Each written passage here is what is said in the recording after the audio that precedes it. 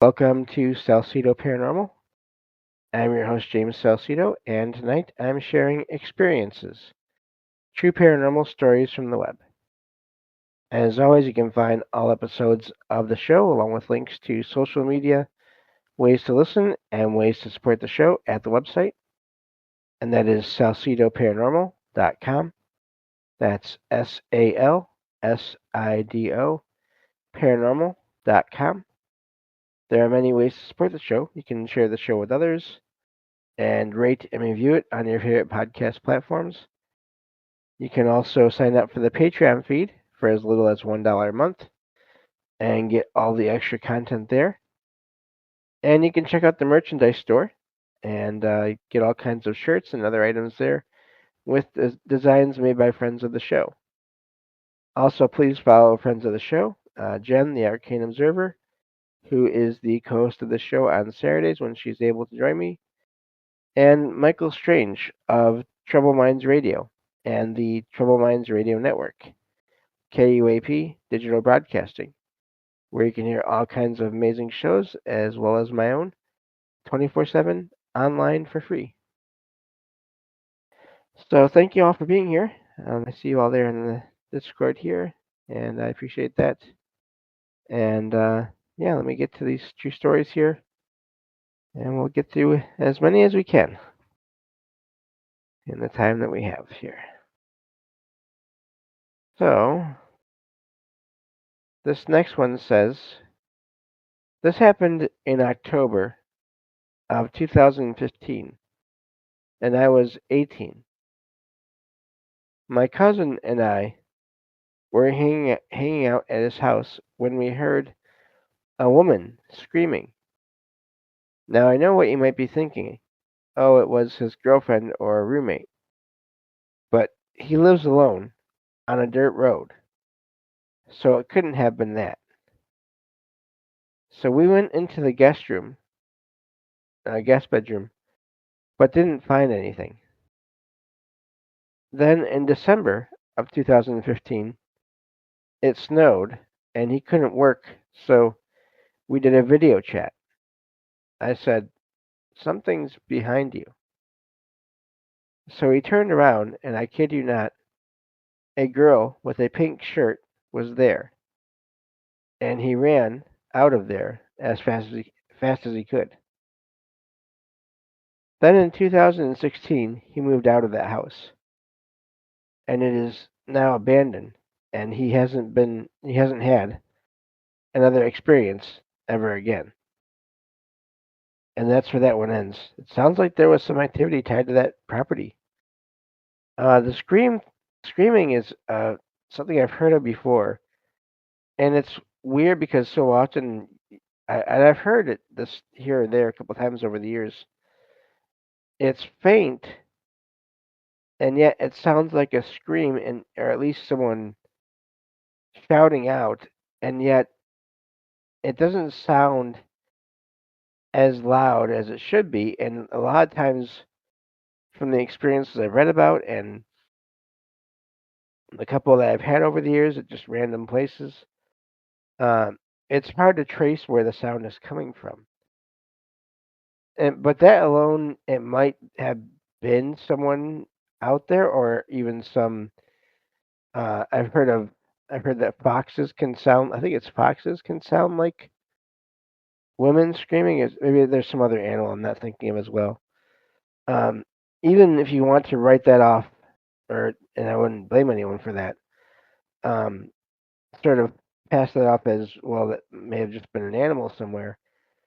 Uh, the apparition of a woman in a video chat.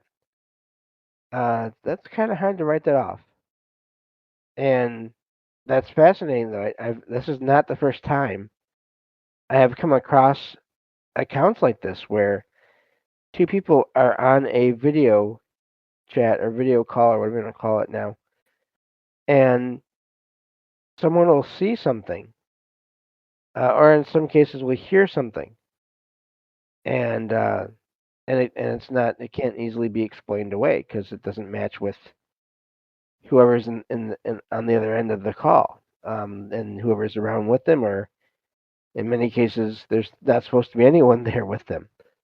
They're in a place alone, or at least in a part of a house or a building alone, and yet there's these. Some cases it's just shadows that are seen. Other cases there's clear apparitions like this.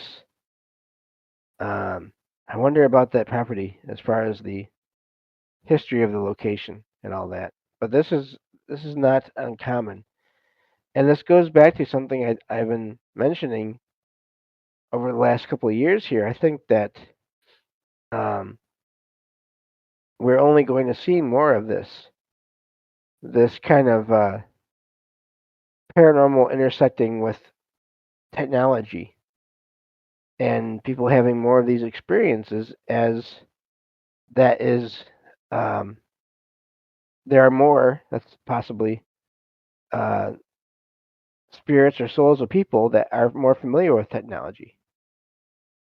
And okay, so looking at the chat here, Sweet says yes, the scream of a red fox, especially a female fox, vixen, can sound very much like a screaming woman, which is often mistaken for a human in distress. Exactly, yes. And so the screaming, it could go either way with the person's first experience there that they had together at the house. But so it could be that it was that from somewhere else, or it could be again a disembodied sound. It's hard to say.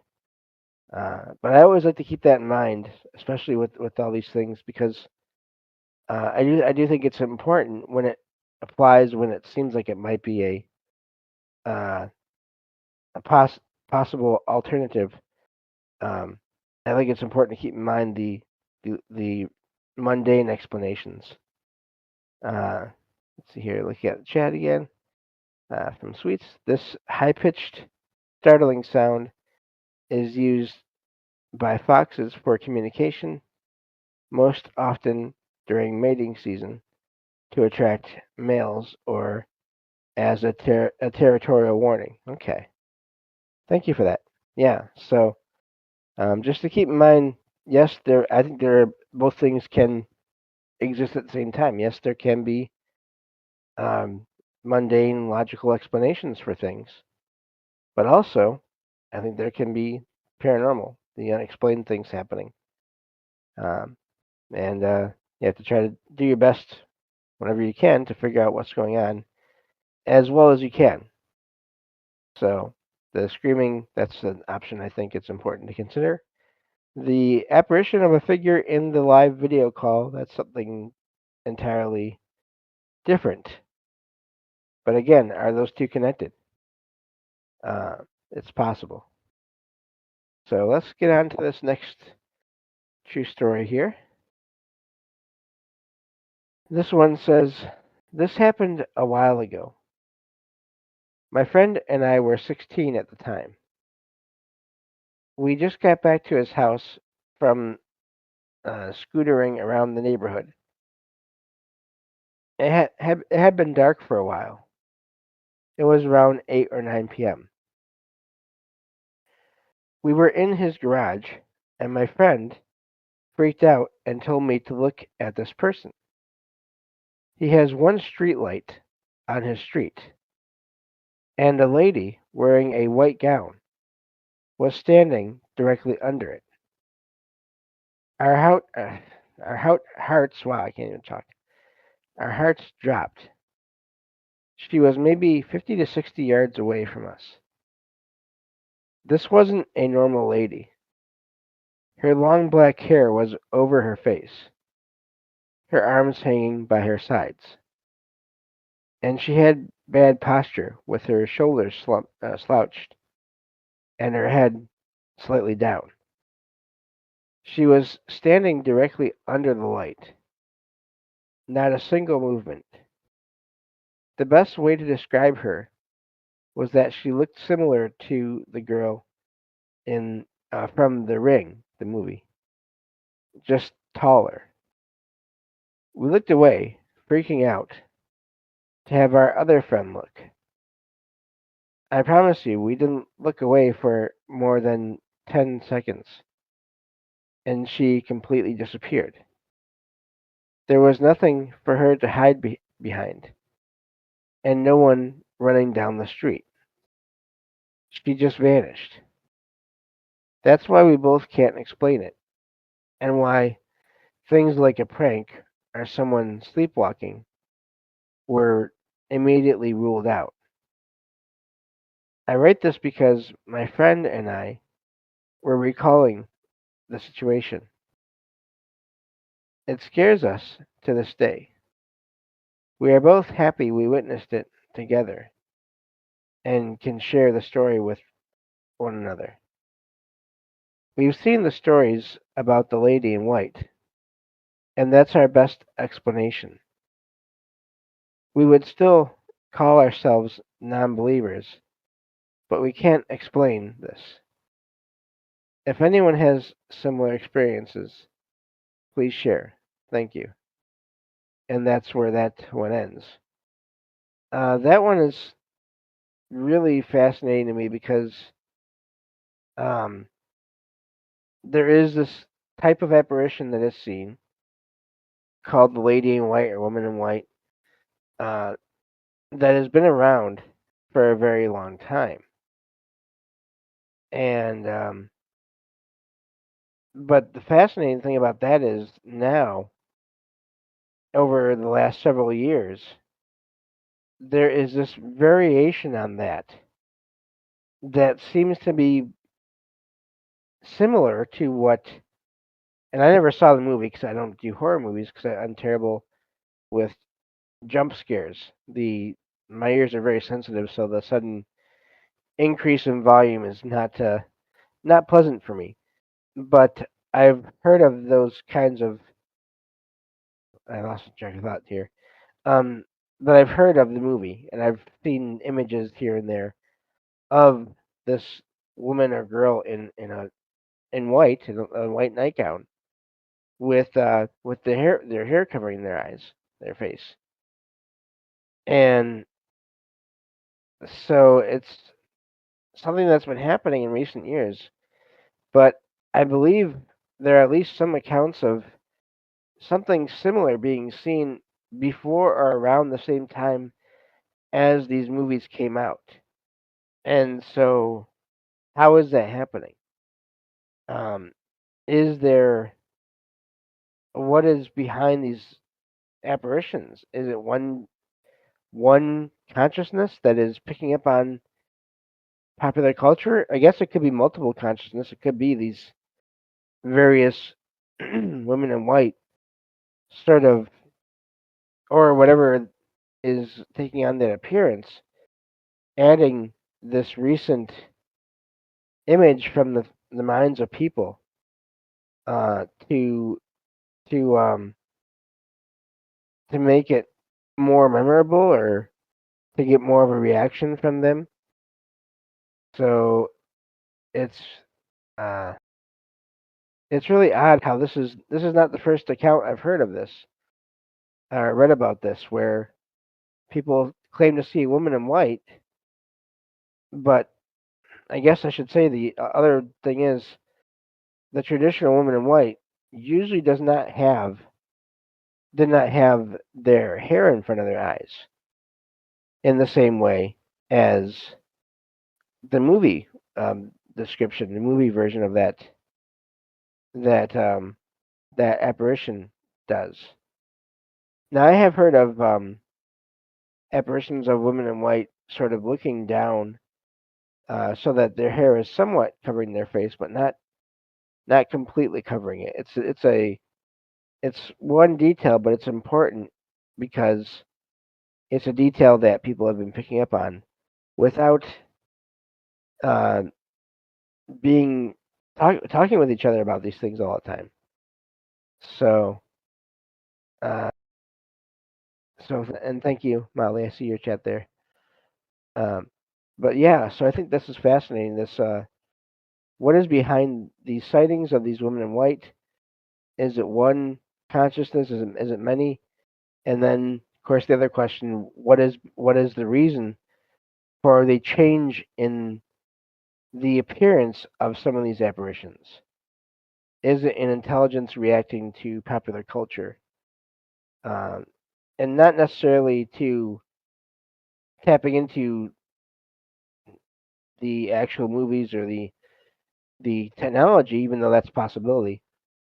Is it tapping into as well the minds of the people that have seen or are aware of these movies and this new trope or this new variation on this theme, and is now using that to get more attention, and possibly again, if there's anything to the idea of different types of consciousness needing to feed off of energy from others, is that the reason for emotions from others and energy? Is that the reason for this change in appearance?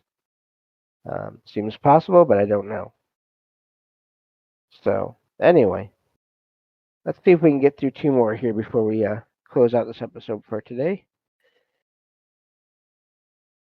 This one says, I have a couple of quick stories, and hopefully someone can help me figure out what happened here. I am a nurse. I worked hospice in an old hospital, and then worked in another position in an even older hospital. Obviously, I've got some stories, and a lot of them. However, I want to talk about two instances that still don't make sense to this day. In the first hospital, I had a sweet old woman one night who was just waiting for the end. She had dementia to begin with, and then cancer had spread to her brain. I went in to check on her at the beginning of the shift, and she rolled her head to look at me, the utter shock on her face. She said, Honey, what are you doing with all of those cats? I obviously delved into this further and asked, What cats? Where? She told me, All of those cats you have following you around. You walked in here with them. Excuse me.